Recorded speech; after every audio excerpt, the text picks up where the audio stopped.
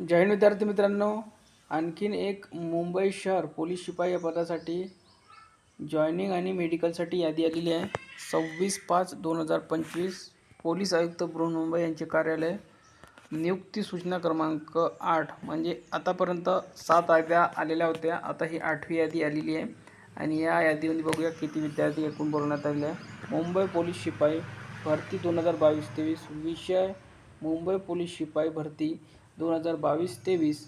Police शिपाई पदावर अस्थायी व निव्वळ तात्पुरत्या स्वरूपात नेमणुकीबाबत.